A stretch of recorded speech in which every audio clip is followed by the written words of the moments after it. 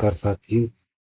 टी1 का हमारा ये 15th वीडियो है। तो स्टार्ट करते हैं वीडियो को। इसमें हम 2020 के प्रश्न पत्रों को हल कर रहे हैं। पहले प्रश्न बाल विकास एवं शिक्षा शास्त्र से। इससे पहले के 5 प्रश्न हम हल कर चुके थे। अब अगला प्रश्न, निम्नलिखित में से कौन सा कथन शिक्षण की प्रकृति की सटीक व्याख्या नहीं करता है? तो ऑप्शन ए है, शिक्षण एक अंतःक्रिया है। तो ये कथन तो बिल्कुल सही है ना। शिक्षण जो है शिक्षक और छात्र के बीच एक क्या है, अंतःक्रिया का पार्ट है, यानी कि संवाद का पार्ट है। ठीक है। ऑप्शन बी जो है, शिक्षण कला और विज्ञान दोनों ही है।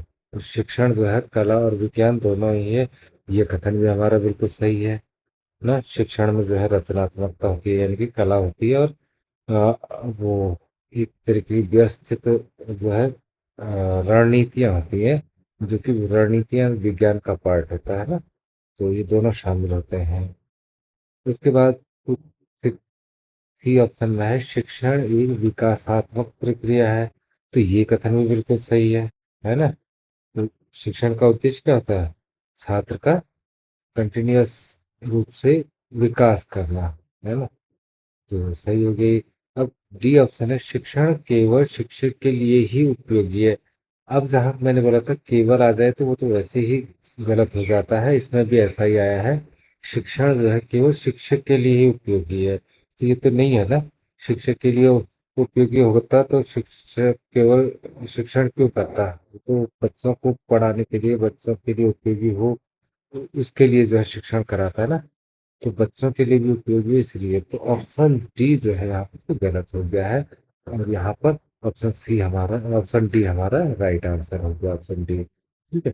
नेक्स्ट क्वेश्चन है, निम्नलिखित में से कौन सा कथन अधिगम को स्पष्ट रूप से परिभाषित करता है? ठीक है, लर्निंग को जो है बिल्कुल क्लियरली जो है वो करता है, डिफ्रेंशिएट करता है।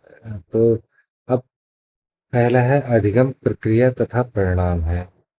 कथन तो बिल्कुल सही है ना, कि जो है अधिगम क्या है, प्रक्रिया है, एक प्रोसेस है, और परिणाम भी है, रिजल्ट भी है।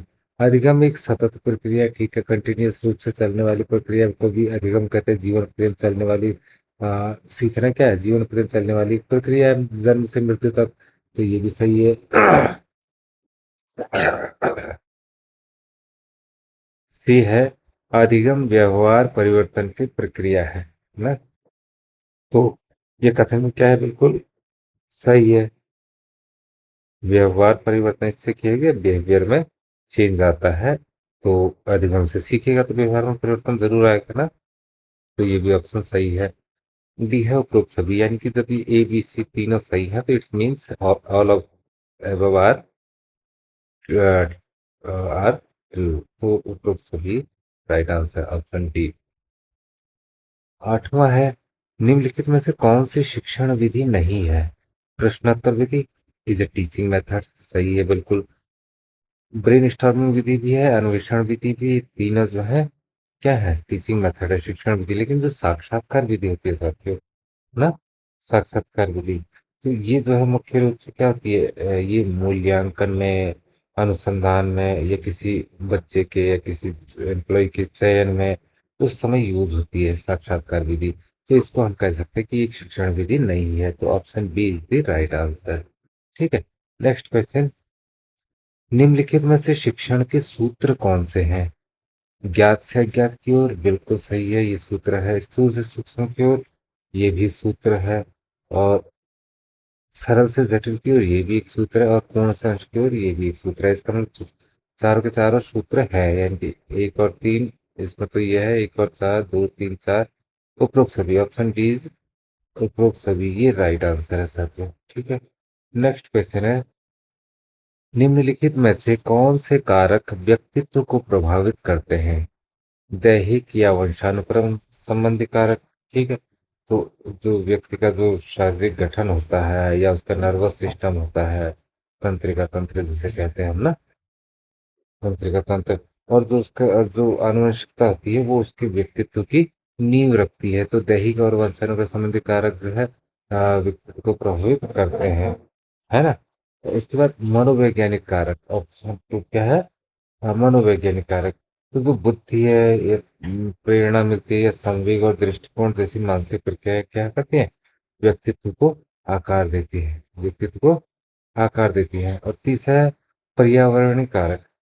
तो पर्यावरणीय कारक में क्या आ जाएंगे हमारे? हमारा परिवार आ जाएगा, समाज, संस्कृति, हमारा जो आसपास का वातावरण है, या विद्यालय का वातावरण है, या व्यक्ति का जो व्यवहार है, उनको प्रभावित करता है पर्यावरणीय कारक। ठीक है। और चौथा है प्रयोगात्मक कारक। तो प्रयोगात्मक कारक में क्या आएगा?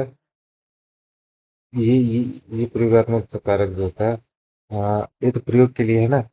तो कोई मानक या प्रमुख कारक तो है नहीं प्रयोगात्मक कारक ना, कि सीधे तौर पर हम व्यक्तित्व के मतलब जो है सामान्य विकास को जो है ये प्रभावित करे, ऐसा नहीं है ना। तो अब इसमें क्या है प्रयोगात्मक कारक? अब इनमें से ढूंढना है हमें कि कौन कौन से हैं। एक और दो दूसरा है, ठीक है। एक क्या है? दैहिक व संस्कृतिकारी, ये तो था ही। और दो क्या है?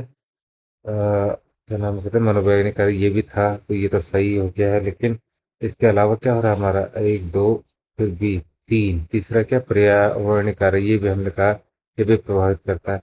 ठीक है। उसके बाद सी में दे रहा है एक तीन चार, चार तो है नहीं बोला हमने। ये डी में है दो और चार, तो ये दोनों तो हो नहीं सकते। ठीक है। अब रह गया ये एक और दो, इसमें एक छूट गया, बचा क्या? वो इसमें सम्मिलित हो गया बी में। तो option B is the right answer.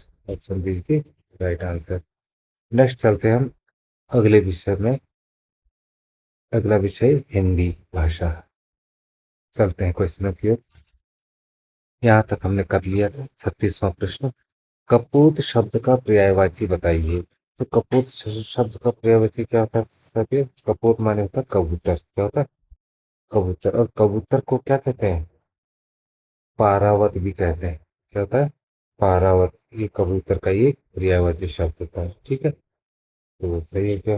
बाकी अगर देखें एक तो परभृत है, परभृत का अर्थ था कोयल। क्या होता है? कोयल जो कौवे के घर में अंडे दे देती है, कौवे के नेस्ट में यानी कि घोंसले पर।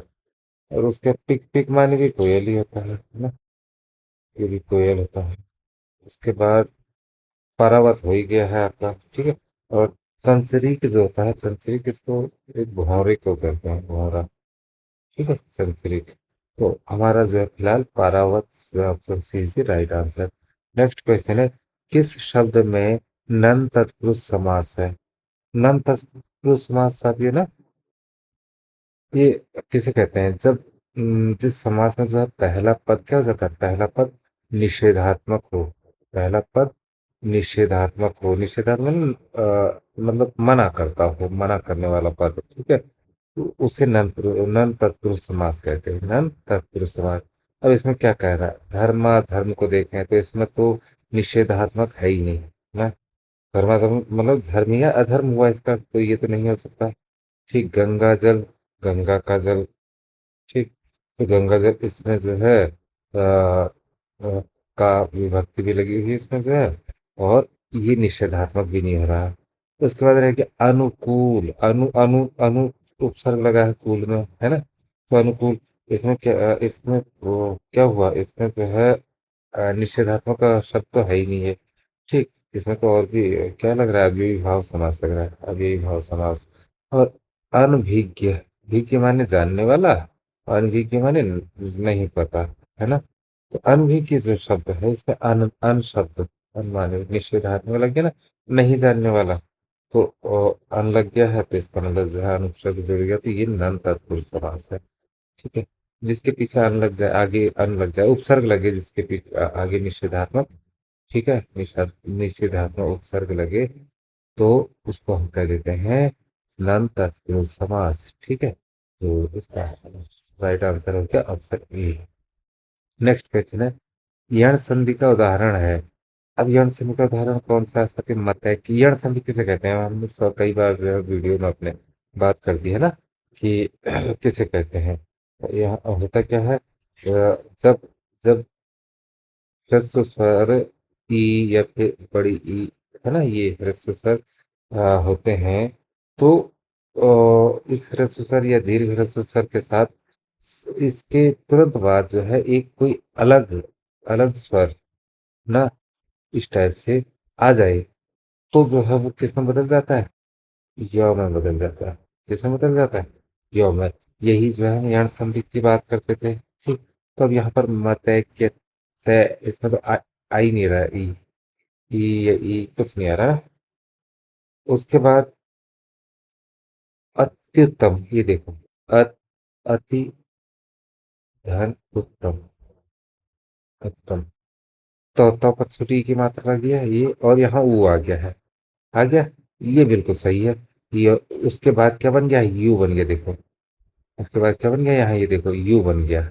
ई और ई का, ई और ऊ का क्या बन गया, यू। ये अत्युत्तम। तो बिल्कुल बी ऑप्शन सही हमें मिल गया। फिर भी देख लेते हैं आगे, शयन ये नहीं हुआ, तन्मय नहीं हुआ, तो option B is the right answer, ठीक है। नेक्स्ट क्वेश्चन साथियों। अंग्रेज शब्द मूलतः किस भाषा का शब्द है, अंग्रेज जो है फ्रेंच भाषा का शब्द है साथियों, French. Option D is the right answer, ठीक है। नेक्स्ट क्वेश्चन है, निराला कृत राम की शक्ति पूजा का ग्रंथ कौन सा है। तो जो सूर्यकांत त्रिपाठी निराली जी द्वारा रचित प्रसिद्ध लंबी पूजा का ग्रंथ जो है वो कौन सा है, कृतिवास रामायण। क्या है, कृतिवास रामायण, डी ऑप्शन ना। तो इसे बंगाल की रामायण भी कहा जाता है, तो option B is the right answer साथियों। चलते हैं नेक्स्ट विषय की ओर। अगला विषय इंग्लिश का। 65 तक हमने क्वेश्चन कर लिए थे। नेक्स्ट क्वेश्चन इस वीडियो में, pick out the most suitable preposition to fill in the blanks, ठीक है। मोस्ट सबसे सुपीरियर हमें प्रीपोजिशन यहाँ पर लिखना है। You haven't complete dash the regulation. तो जब यू हैवंट कंप्लीट पर आता है तो यहाँ पर विद आता है साथियों, विद। क्या आएगा, विद। तो ऑप्शन बी में विद लिखा है हमारे, ये राइट आंसर हो जाएगा हमारा, ठीक है। नेक्स्ट क्वेश्चन है, ये पूरा का पूरा डायरेक्शन दिया है, इसमें निर्देश दिए हैं। रीड द गिवन पैसेज और केयरफुली ध्यान को ध्यानपूर्वक पढ़ना है और उसके बाद उत्तर देने हैं उसके, ठीक है। वही कॉम्प्रिहेंसिव क्वेश्चन हो गए। तो अब क्या लिखा है, Alice was a little girl with an imaginative and fertile mind, है ना। तो एलाइस जो थी एक कल्पनाशील और सृजनात्मक दिमाग वाली एक छोटी बच्ची थी। Once while sitting by her sister on the bank of the river, she fell asleep. एक बार नदी के किनारे जब वो अपनी बहन के पास बैठी हुई थी तो उसे नींद आ गई। उसके बाद है, she dreamt that she was running across the up field after a white beautiful rabbit, ठीक है। तो उसने सपना देखा कि जो है वो एक सफेद सुंदर जो है खरगोश के पीछे मैदान में दौड़ रही है। So she fell down a large rabbit hole and entered a strange land where she came across many odd characters and had many strange adventures, ठीक। तो वो जो है खरगोश के एक बड़े से बिल में गिर गई और उसके बाद एक अनोखी दुनिया में पहुंच गई जहां उसका सामना जो है कई अजीबोगरीब किरदारों के साथ हुआ, ठीक है। तो उसके बाद when she woke up, she found herself lying on the bank with her head on her sister's lap. और जब उसका सपना टूटा तो जो उसने देखा कि वो नदी के किनारे पर, अपनी मतलब बहन की गोदी में सर रख करके लेटी हुई है। She told her sister about her curious and strange dream and her extraordinary adventure in that wonderland. तो उसने अपनी बहन को जो है अपनी अपने सपने के बारे में बताया जो है ना, उस वंडरलैंड के बारे में बताया, ठीक है। तो क्या हुआ, this sister found no sense in her dream. फिर उसकी बहन को उसके सपने का कोई अर्थ समझ में आया नहीं। It is it is fertile to expect any sense और logic in the dreams for a little girl. तो वैसे भी जो है एक छोटी लड़की के सपनों में किसी मतलब अर्थ या तर्क की उम्मीद करना क्या था, व्यर्थ था। ठीक है, व्यर्थ था। तो ये इसका हिंदी अनुवाद था। क्वेश्चन करते हैं इसी पर साथियों। पहला, ये तो हमने कर ही चुके हैं शायद, 67। अब करना है, give the exact synonyms for the word fertile. तो फर्टाइल, फर्टाइल माने उपजाऊ भी होता है। ठीक है, फर्टाइल माने मतलब जो है और भी ज्यादा संतान में वृद्धि, संतान वृद्धि भी कहते हैं। और फसल वृद्धि जो होती है उसमें फर्टाइल का प्रयोग होता है। ठीक है, इस फर्टाइल का, तो वो इसका पर्यायवाची पूछ रहा है, तो पर्यायवाची इसका जो है साथी, वो फिकंड होता है, फिकंड। ठीक है, इसका अर्थ भी क्या होता है, आपका उपजाऊ होता है ना। तो राइट आंसर हमारा ऑप्शन बी। नेक्स्ट क्वेश्चन है, what type of a girl is alias. Alias किस प्रकार की लड़की थी। तो कैसी थी वो, रियलिस्टिक तो नहीं थी, सपना देखी थी, प्रेडिक्टेटिव, वो विजनरी थी। ठीक है, विजनरीज पहले ही उसमें लिखा हुआ है ना। ये देखो, was a little girl with an imaginative and fertile mind. तो इमेजिनेटिव एंड फर्टाइल माइंड वाले बच्चों को ही क्या कहते हैं, विजनरी, विजनरी चिल्ड्रन कह सकते हैं। उसके बाद 69 है, what did Alice see in her dream. Alice ने क्या देखा अपने सपने में, क्या देखा, she is running with white rabbit. ठीक है, खरगोश, सफेद खरगोश के साथ दौड़ रही है, option C is the right answer. उसके बाद जो है, what is the most appropriate title to this passage ना। तुम इस पैसेज को, गद्यांश को सबसे अच्छा क्या शीर्षक दोगे, टाइटल दोगे, तो क्या देंगे। आप लोगों ने देखा ही, क्लास फोर्थ में है शायद ये part, Alice in Wonderland है ना। यही दे रखा है पार्ट का नाम भी, तो इसी को हम यहाँ पर ऑप्शन बी देंगे, Alice in Wonderland करके। तो option D is the right answer है ना। नेक्स्ट, अगला विषय है साथियों, गणित का। ठीक है, तो गणित में भी हमने पार्ट कर लिए थे, क्वेश्चन यहाँ तक हमने कर ली थी, प्रारंभिक संख्या संकीर्ण से संबंधित नहीं है करके। अब ये जो है हमारा 106, 106, 106 वाला प्रश्न है, निम्नलिखित समुच्चयों में से कौन सा गणित में प्रश्न हल करने का कौशल है। ठीक है, प्रयत्न, त्रुटि, विधि, चित्रांकन करना, कंठस्थ करना या चित्रांकन करना, पीछे से हल करना, रट लेना या विवेचन करना, चर का प्रयोग करना, प्रतिरूप देखना या कंठस्थ करना, अनुमान लगाकर परीक्षण करना या चित्रांकन करना। तो साथी क्या दिख रहा है आपको, आप एक चीज देख रहे हो कि इनमें ये कंठस्थ करना आ रहा है। कंठस्थ करना ई में है, तो ये कंठस्थ करना is not a part of math. ठीक है, ठीक है, याद करना या रटना जो है, ये जो है गणित का पार्ट नहीं होता है, तो आप इसको तो गलत कर दो। उसके बाद विवेचना करना, चर का प्रयोग करना, प्रतिरूप देखना, इसमें चित्रांकन करना, पीछे करना, रट लेना। तो बी, बी में भी रट लेना आ रखा है, तो ये भी, बी भी कैंसिल। ठीक है, उसके बाद डी को देखते हैं, डी में कंठस्थ करना आ रखा है, तो ये भी नहीं है। अब बचा क्या, बचा सी, इसको ध्यान से देखें, तो हम विवेचन करना, चर का प्रयोग करना, प्रतिरूप देखना है ना। तो जो विवेचन करना मतलब रीजनिंग जो है, वो इसमें आती है गणित में, चर का प्रयोग करना। ठीक है, यूज ऑफ वेरिएबल्स, वेरिएबल जो है एक्स वाई ऐसे करके मान लेते हैं ना, मान लेना वो चर होता है। और फिर प्रतिरूप देखना क्या है, प्रतिरूप देखना, तो ये भी इसका पार्ट है। संख्याओं के आंकड़ों के बीच में पैटर्न को समझना क्या होता है, प्रतिरूप देखना। तो ये सब चीज इसमें है ऑप्शन सी में, तो ऑप्शन सी आंसर, सी इसका राइट आंसर हो जाएगा। सी इज द राइट ऑप्शन। ठीक है, चलते हैं नेक्स्ट क्वेश्चन की ओर। 18 का स्क्वायर तथा 19 का स्क्वायर के बीच में कितनी प्राकृत संख्या है ना। तो साथ क्या होता है, जब भी कोई दो क्रमागत, एक क्रमागत है ना, क्रमागत माने एक के बाद एक आने वाली संख्या है।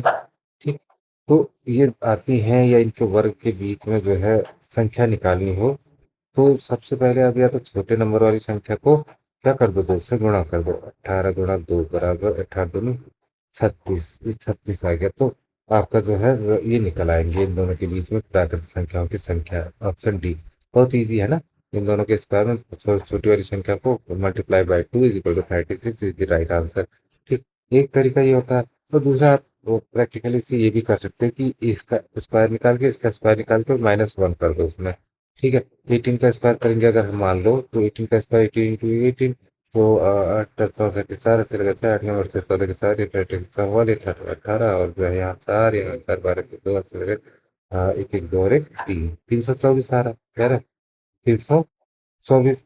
और उसके बाद 19 का अगर करते हैं तो 19 × 19, तो 9 इक्यासी, 9 8 17, 17 171, और 19 1 9 7 16, 361 कह रहा है, 361। अब वो 324 आया इसका, 324, और इसका आ रहा है 361। ठीक, -1 करेंगे पहले, 361 में से 324 को घटा दो, 11 इसमें 4 गया 7, और यहाँ 5 में 2 गया 3, 37 आ रहा है। तो आगे कितना, 37, हमने बोला था -1 करना, उसमें -1 किया तो 36। इसका आंसर ऐसे भी आ जाएगा। तो 36 हमारा ऑप्शन डी है। ठीक है, आंसर डी आ जाएगा राइट आंसर। नेक्स्ट क्वेश्चन है, एक त्रिभुज के एक ही क्रम में लिए गए सभी बहिष्कोणों का योग कितना है ना। ये जो है, अगर इसे हम आगे बढ़ाते हैं, तो ये देखो, ये कितना है कह रहा है। अ, हम्म, एक एक त्रिभुज के, मान लीजिए एक त्रिभुज है, ये एक्स वाई और जेड। ठीक है, जेड, ये क्या हो जाएगा, ये ये ली ये जो है क्या बना रहा है, यहाँ एक्स है, तो ये 180 -x आ जाएगा, 180 -x। और ये क्या आ जाएगा, कर लिया चलो, 180 -y, और वैसे ही 180 -z। ठीक है, तो इस तरीके से आएंगे। तो अब बहिष्कोणों का, यानी कि बाहर के कोणों का योग कितना होगा कह रहा है। तो वो होता क्या ऐसा कि किसी भी जो है त्रिभुज का, या कोई भी वो चतुर्भुज है, बहुभुज है आपका, तो उसके एक ही क्रम में लिए गए सभी बाहरी कोणों का योग वैसे 360 डिग्री होता है। ये तो यूनिवर्सल ट्रूथ है ना, यूनिवर्सल ट्रूथ है, सत्य है, मतलब बिल्कुल। अगर आपको ये पता नहीं है तो आप वैसे भी आइडिया लगा सकते हैं। ठीक, तो मैंने बताया था जैसे कि जो है आपको ये त्रिभुज है ना, ये ये और ये, तो ए बी सी, आपने कोई त्रिभुज के अंतः कोणों का योग 180 डिग्री होता है। तो 180 माइनस ए मैंने बताया था ना, तो पहले का क्या हो जाएगा, 180 माइनस ए हो जाएगा, उसके बाहरी कोण। ठीक है, दूसरे वाले का बाहरी कोण हो जाएगा 180 माइनस बी, और तीसरे वाले का हो जाएगा 180 माइनस सी। ये हो जाएगा, तो ये है। अब उसके बाद अगर हम क्या करेंगे, तीनों बहिष्करणों का योग करेंगे, तीनों के बाहरी कोणों का योग करेंगे, तो क्या आएगा, 180 माइनस ए, ठीक है, प्लस 180 माइनस बी, और प्लस 180 माइनस सी, यही तो आया। ठीक, बराबर कितना हो जाएगा, बराबर बताइए। अब इसको हम कर लेंगे, देखो, ये 18, 180, 180, 180 बराबर कितना आ जाएगा, 540, 18 × 54, 540 आ गया। तो 540 डिग्री तो ये हो गया, -a + b + c, ये बच रहा है। ठीक है, a + b + c जो है, तीनों अंतःकोण का अंतःकोण है और त्रिभुज के। तो तीनों अंतःकोणों का योग कितना होता है, अंतःकोणों का योग 180 होता है। तो 180 डिग्री हो गया, 540 में से 180 को घटा दो, कितना बचेगा, 360 बचेगा। 360 डिग्री, यहाँ पर भी आंसर आ गया हमारा। तो यहाँ 360 हमारा ऑप्शन सी में है, राइट आंसर इज सी। ठीक है, समझ में आ रहा होगा साथी आपको। उसके बाद नेक्स्ट क्वेश्चन है, दो भिन्नों का गुणनफल, ठीक है, 14/15 है तथा उनका भागफल 35/24 है, तो बड़ी भिन्न क्या होगी। तो सीधे सीधे क्या, आप अगर कोई बड़ी भिन्न निकालना है ना, तो उसमें आप क्या करोगे, इसको फॉर्मूला ऐसे लिख दो आप, एक का अंडर रूट, ठीक, और गुणनफल, गुणनफल गुणा क्या है, भागफल, तो भागफल लिख दो, भागफल, बस इसमें पुट कर दो मान, आपका आ जाएगा। जैसे आपने क्या किया, अंडर रूट गुणनफल, गुणनफल कितना, 14/15। ठीक है, उसके बाद क्या किया आपने, भाग, भागफल से गुणा, भागफल कितना है आपका, 35/24, यही तो है। ठीक हो गया, अब अंडर रूट आपने लगाया, 14 से अब जो है आप इसका वो कर लो सिंपली। थोड़ा सा ये ले लेता हूँ ये वाला। आपने ऐसे किया है। ठीक है साथियों।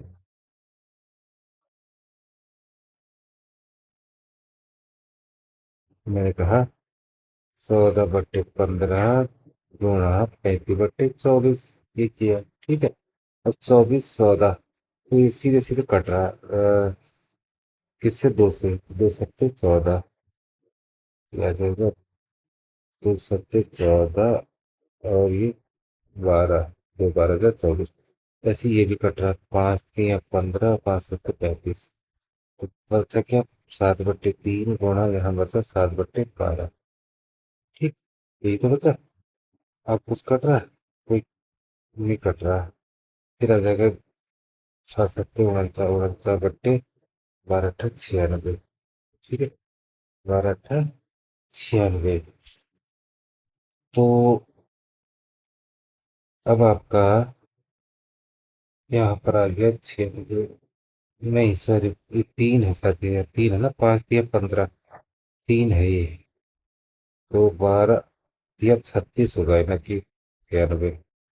49/36। अब इसको स्क्वायर रूट से बाहर निकालते हैं हम, तो स्क्वायर रूट बाहर निकालने के लिए क्या हो जाएगा? 7 × 7। ठीक है। अपॉन 6 × 6। तो बाहर निकल गया 7 और 6 के रूप में। 7/6 इज द यहाँ पर आंसर। उनका जो है बड़ी भिन्न। अब बड़ी भिन्न निकालें तो बड़ी भिन्न हमने क्या माना था? 7/6 इसका आंसर हुआ। ठीक है। तो बड़ी भिन्न हो गई 7/6। यहाँ 7/6 दिया होगा। हाँ, ऑप्शन बी दिया है 7/6। तो हमारा option B is the right answer. ठीक है। चलते हैं लास्ट क्वेश्चन में इस मैथ्स के। एक तेल का टिन 4/5 भरा हुआ है। 4/5। जब 6 बोतल तेल निकाल लिया जाता है, 6 बोतल तेल निकाल लिया जाता है, यानी कि माइनस कर दिया जाता है। 6/3 निकाल लिया जाता है और 4 बोतल तेल डाल दिया जाता है। फिर उसमें 4 बोतल डाल दिया जा रहा है, तो बराबर -2। -2 दे, ध्यान रखिएगा। -2 बोतल रह गया साथियों, है ना। तो यह 3/4 भरा हुआ है। तो जब ऐसा करने के बाद, ये प्रोसेस करने के बाद 4/5 था, इसमें जो है आपने -6 तेल निकाला, +4 भरा, तो बचा -2। इस -2 को इस तेल में गया तो 3/4 रह जा रहा है, कह रहा है। ठीक है। तो हम कैसे करेंगे इसे? माना तेल के टिन भरा हुआ है, तो उसमें तेल के टिन की बोतल की क्षमता कितनी है? तीन के टिन की आपका एक्स बोतल है, मान लो एक्स बोतल भरने से वो तेल का टिन भर जाता है। तो अब देख लीजिए आप क्या कह रहा हो। वो ये प्रश्नानुसार क्या कह रहा है कि 4/5 भरा हुआ है, यानी कि जो शुरुआती तेल था वो 4/5 एक्स था। 4/5 एक्स था। अब इसमें 6 बोतल आपने भरा था और 6 बोतल निकाला था, 4 बोतल भरा था। तो क्या आ रहा था वो? -2 आ रहा था ना। तो -2 आ रहा था, तो इसका मतलब क्या हुआ कि जब ये 4/5 एक्स मतलब जो है 4/5 एक्स, 4/5 एक्स -2 जब किया, उसके बाद जो है रिजल्ट हमारे पास क्या आ रहा है? 3/4 एक्स इतना आ रहा है ना। 3/4 एक्स, तो खैर इसकी कैपेसिटी इसलिए हम एक्स लिखा यहाँ। ठीक है। ये आ गया। अब हम इसे हल कर लेंगे। इसको क्या करेंगे? हल कर लेंगे। तो इसमें क्या आ जाएगा? एक्स एक्स इधर लेते हैं। 4/5 x -3/4 x is equal to 2 उस तरफ चला जाएगा, प्लस का हो जाएगा। ठीक है। तो अब इसको क्या करेंगे? हम एलसीएम लेते हैं। 5 चक्को 20, 20 यहाँ एलसीएम आ जाएगा। 4 5 चक्को 4 चक्को 16, 16 एक्स माइनस 4 5 और 5 या 15, 15 एक्स बराबर 2। तो 16 एक्स में से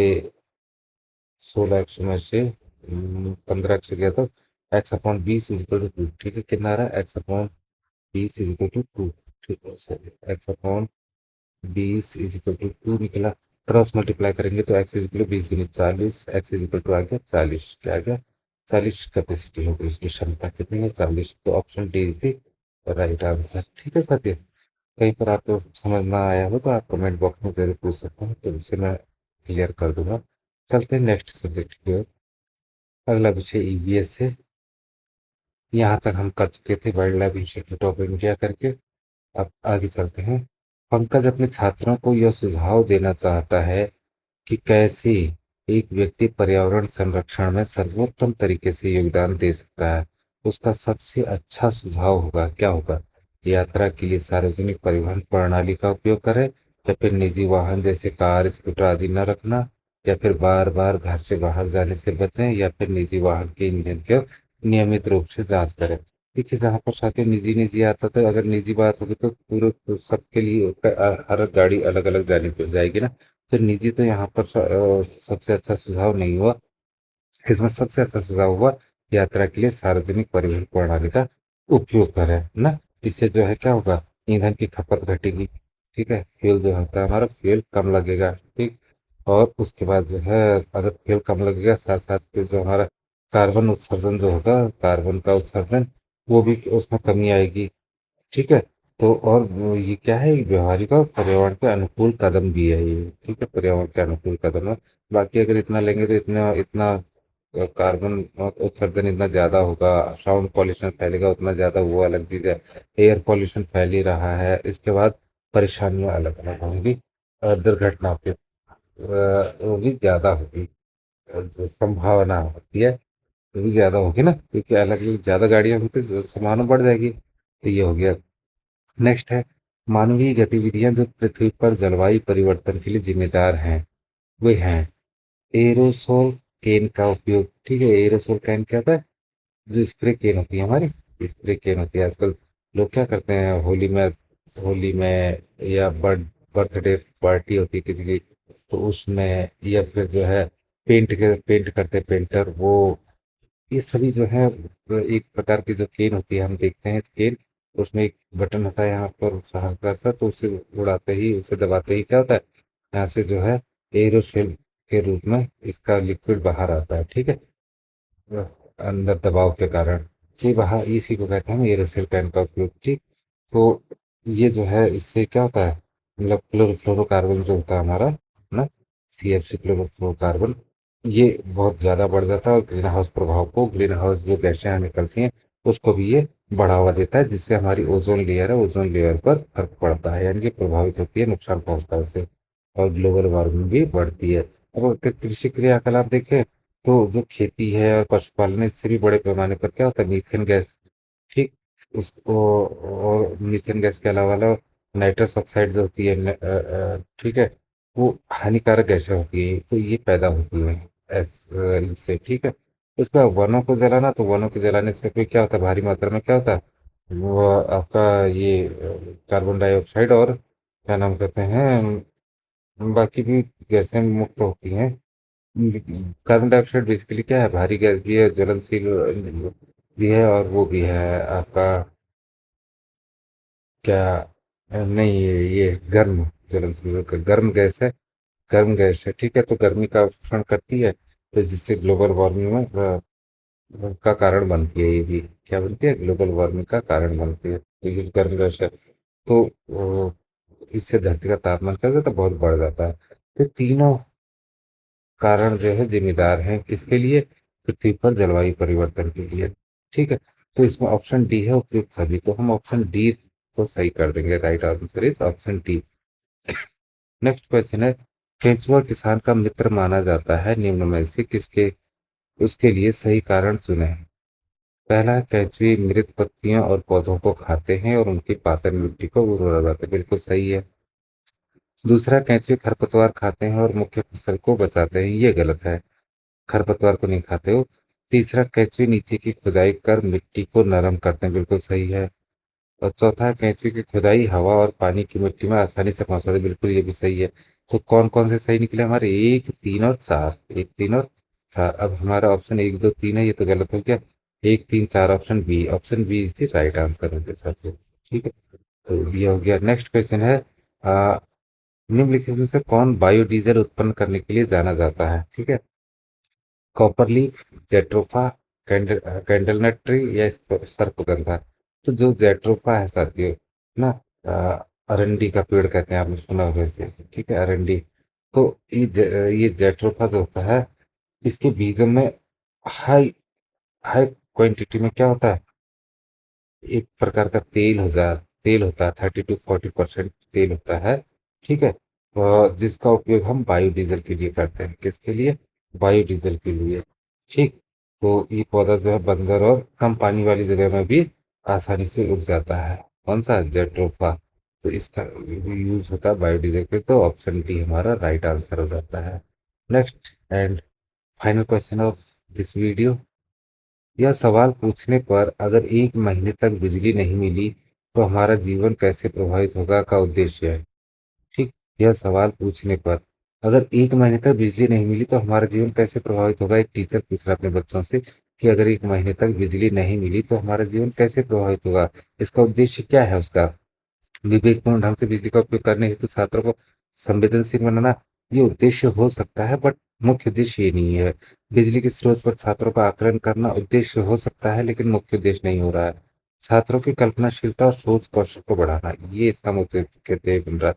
क्योंकि बच्चों के सामने क्या चीज है, वो चीज अमूर्त रूप में है। ठीक है। तो बच्चे उस कल्पनाशीलता का प्रयोग करेंगे इसमें। तो एक काल्पनिक परिदृश्य की कल्पना करके बिजली के दैनिक मानव जीवन को प्रभावित करने के विभिन्न तरीकों के बारे में वो गहराई से सोचेंगे। ठीक है। तो ये ऑप्शन सी जो है राइट आंसर होता है। और सामान्य जागरूकता पर छात्रों का आकलन करना ये भी हो सकता है, लेकिन जो है मुख्य उद्देश्य हमारा यही है। Option C is the right answer. ठीक है साथियों। तो आज की वीडियो में बस इतना ही, और जो है मिलेंगे नेक्स्ट वीडियो में जल्दी ही। तब तक के लिए बाय बाय।